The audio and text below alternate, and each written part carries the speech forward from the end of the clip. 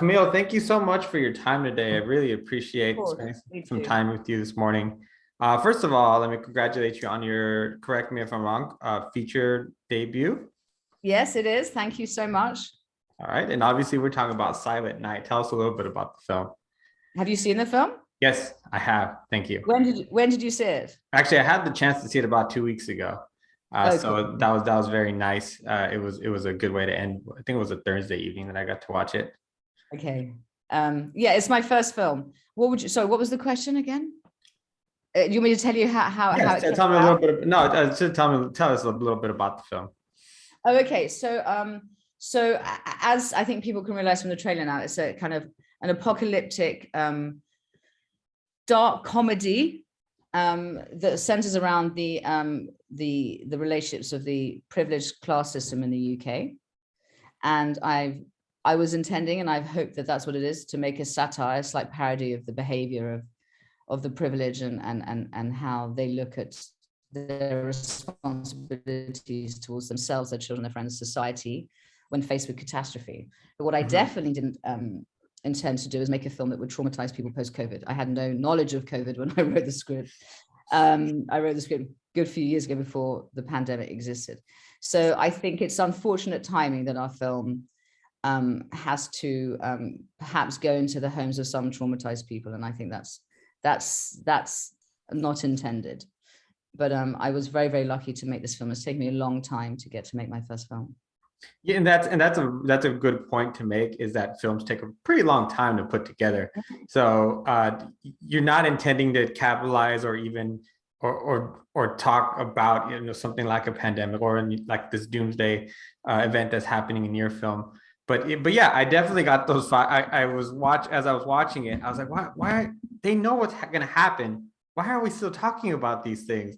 And so I completely understand your point of view. Why was this? You mean you say why are they? Who's they? Some of the comments. Yeah, some of the characters specifically, or some of the problems that are going on. Some people weren't going to show up. Why was it important for them to be there? Oh, I see. I don't want to talk too much about it, because I think part of it is being able to enjoy that development. And with films like this, as things get revealed, it kind of ups the ante and makes it a little bit more exciting. Yes, it's a shame to I think there needs to be an equal balance of not tricking an audience into thinking they're just going to watch a Love Actually, but also knowing that that they should trust the journey, but to know that there should be slight trigger warnings, but not to know the development of the story. I agree, because it wasn't intended to be released during or post pandemic, and it was never intended to actively traumatize a traumatized nation, but it was intended to ask really important questions and to have us think about how we behave towards one another and the rest of society. So that was intended, but not, the landscape in which it's been released was not intended clearly. Yeah, absolutely. You have a lot of intimate moments between characters. So I was really curious to ask you about the process for casting some of the people. You have some wonderful talent on there with Knightley, Matthew Goode, Roman Griffith-Davis, to name a few. And because it's in a house, so it's an intimate setting, and then they're having intimate moments, so that their connection to one another seemed like it would have been really important. And you talk a little bit about casting. I think there's a huge deal of love for Keira. And I think whether people are Keira Knightley fans or not, I think that when we were casting, there was a great deal of enthusiasm for actors wanting to work with Keira. And I think I was very fortunate is that the actors liked the script. They thought the script was funny, and they thought it was unusual and it was special. So it wasn't, some actors read the script and hated it, and some actors were compelled to be involved. And we were very, very careful. Matthew Vaughn, my producer, is very, very thorough and very ambitious when he makes any decision. So it wasn't easy casting, because we had to be absolutely careful that and also we had to know that they were going to mesh well, that they were going to work as an ensemble. When you're casting an ensemble film, I think it's tricky to get the balance right. Right. You know, we had comedians, we had dramatic actors, we had children, we had children who never made a film before. So I think the casting, we were careful. It took a long time. It wasn't we didn't cast in a month. We were probably casting for 6 to 8 months. But Kira came on board first, and I think had she not, we would have had a different experience with our casting. But she made a brave decision, which I'll always be grateful to her for, because she's changed my life. But she was up for the journey, and she was up for playing a different role and not being Miss Perfect, which I think is very admirable. It was a brave choice I think she made, and thank God she did.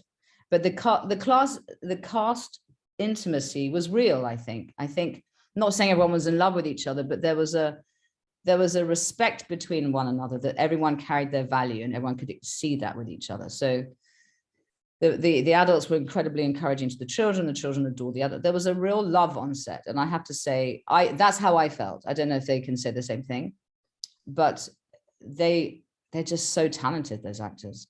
And I think actors are not always given the respect they deserve, which is they kept giving because they could, you know. And my crew was incredibly talented, but they're as good as that, you know. And I could play as much as I wanted because they just kept. There was never a point where they go, well, we can't do that. They were like, what if we try this? Let's try this. So they were like, okay, that sounds fun.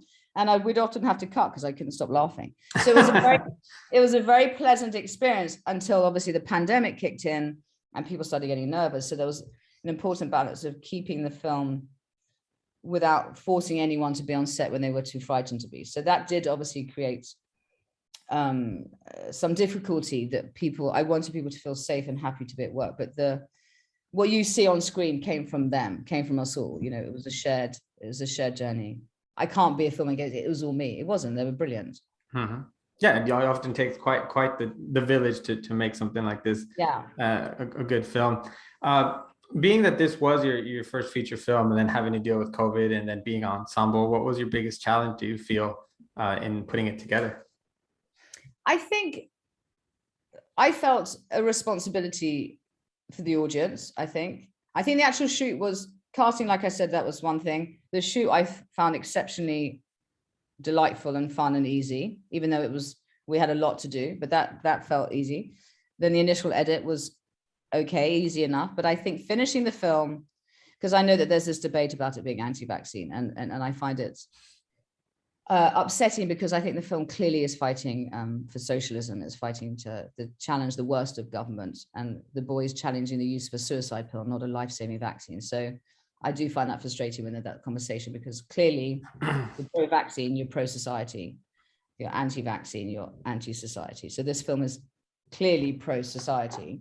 But the challenges was that I didn't have this, the material was, you know, the tone, the material was tricky. I felt completely confident I can deliver it, but I was explaining that earlier, that it's difficult when you don't have the status of, when you're a first-time director, you don't have any status, and had very talented, brilliant, clever, powerful producers who didn't always trust that I could deliver what I felt was right. So I would say the film, yes, it's me, it's the essence of me, and it's the essence of all the talent that's on screen. But there were choices that as a first-time director, you don't always get. You don't always get to make the film you want to make. And I think that's important, because there's a slight ignorance when people are like, well, why didn't they change it when the vaccine came out? Well, we'd finished the film when the vaccine came out. Do you know what I mean? Mm-hmm. You know, and why did that scene happen? And so what's on the screen is me, but it's not all me. There's other people's choices on there that hurt me, that weren't my choices. But that's what happens when you make a movie.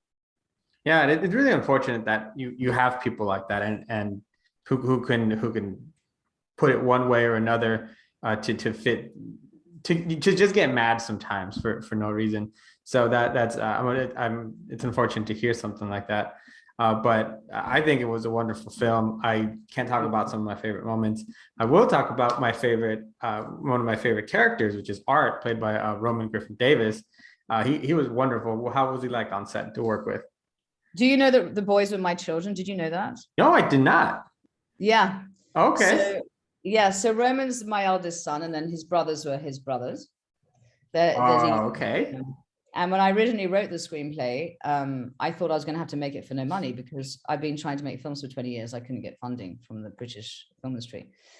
So I wrote a film that I intended to make for no money in a location with friends. And then when we did get Matthew Vaughn and Kira attached, and Trudie and Celine came on board, I had to make sure that whoever played the children would feel safe in the environment, safe with the material, safe with a busy shoot, with lots of crew, with lots of cast and big names. And And my kids, they understand the industry because it's our world.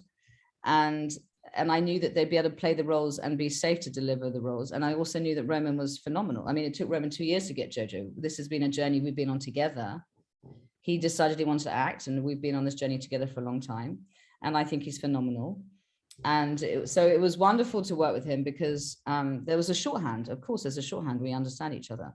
And there's a shorthand with the boys. And I needed that because I didn't have weeks and weeks and weeks to make this movie. And I felt conscious that if other people's children were on set, that they would need care and attention that we didn't have the time to give. So there were lots of reasons why the boys are in the movie, but I'm thrilled for them that they are. That's great. I'm always happy to hear that, because that explains some of that instant chemistry on screen. Yeah, between them. Yes. Yeah. How long was the shoot to film it? So we were supposed to have 4 weeks, and I think we had 3.5. And then we had to come back and pick up other scenes. So the opening with the Michael Bublé song, that's something we did months later in the summer. Oh, okay. So we lost a couple of days filming, and then Kirby and Lucy's death scene was something we picked up later, which was it was a difficulty because how do you kill someone respectfully in a film? You know, I wanted her to go and sit in a car and wind down the windows and listen to Bublé and die by the poison. But, you know, the producers wanted a dramatic ending for her. So it was a very difficult subject matter. It's like, how do you kill an important character who's also a person of color respectfully? And I don't think there is a way to kill anyone respectfully. So so that was something that we struggled over a bit, you know.